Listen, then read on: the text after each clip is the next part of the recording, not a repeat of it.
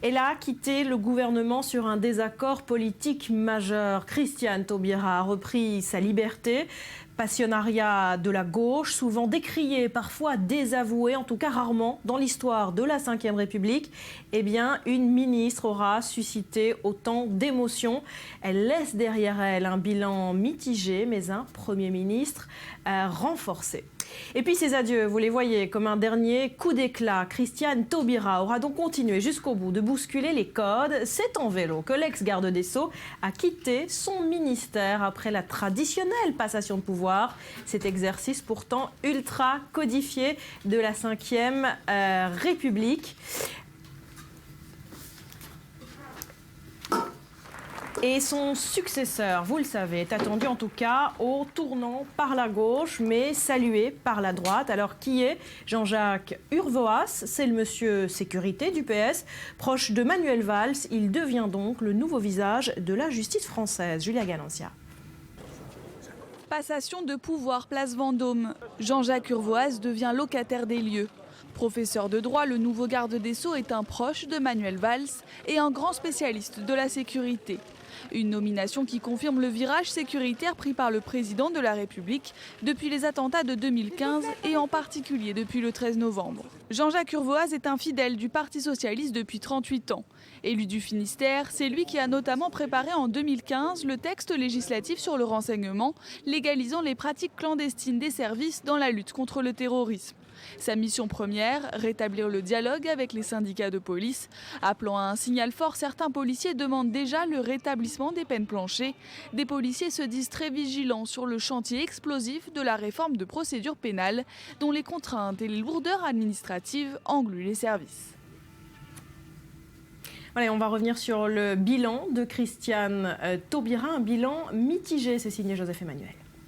La lutte contre la radicalisation. Indépendantiste, l'un des adjectifs les plus utilisés pour décrire Christiane Taubira. Et pour cause, elle entre en politique en Guyane comme militante indépendantiste.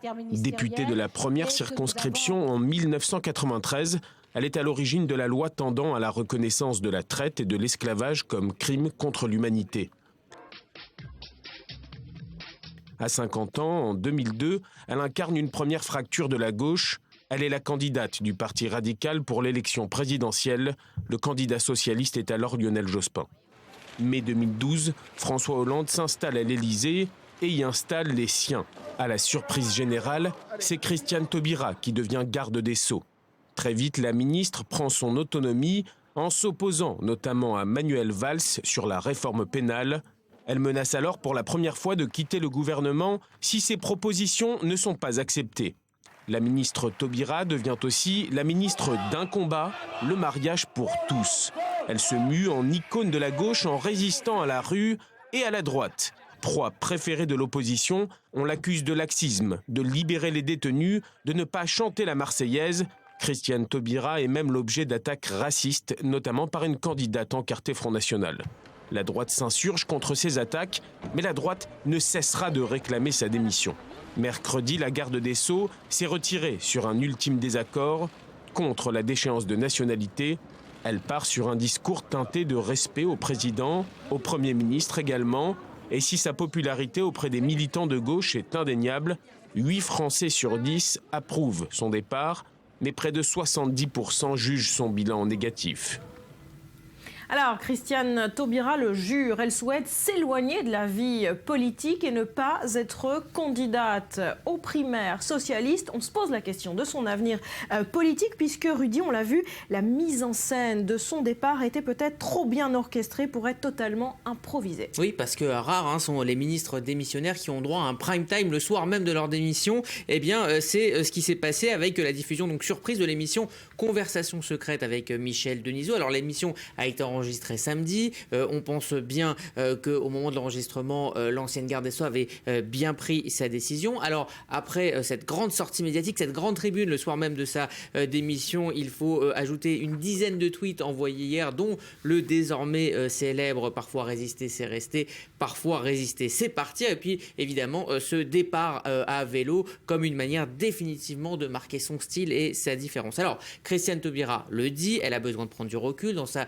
Guyane natale, entourée de livres, mais par contre, dans les faits, elle a maintenu sa venue à New York pour une intervention vendredi dans les locaux de la New York University. Alors, elle devait le faire en qualité de garde des Sceaux, elle le fera en qualité de femme libre, tout simplement, et fort à parier qu'elle parlera de son engagement politique. Alors, ça fait un agenda médiatique chargé pour quelqu'un qui veut se mettre en retrait. Oui, pour une ministre démissionnaire, d'autant plus que Christiane Taubira, on l'a dit, icône désormais de la gauche, et depuis l'annonce de son départ, extrêmement sollicitée. Oui, alors l'un de ses très proches collaborateurs le murmure, depuis hier, sa messagerie est absolument pleine, les sollicitations se multiplient, elles ne manquent pas, tout simplement parce que Christiane Taubira incarne à merveille la gauche des frondeurs, la gauche des écologistes et la gauche qui pourrait porter ses idées pour une éventuelle primaire socialiste et écologique. Alors ce n'est pas par hasard que depuis hier, Aurélie Filippetti court les plateaux télé, Canal+ hier soir, BFM TV ce matin. Rappelons quand même qu'elle est ancienne ministre, qu'elle a été débarquée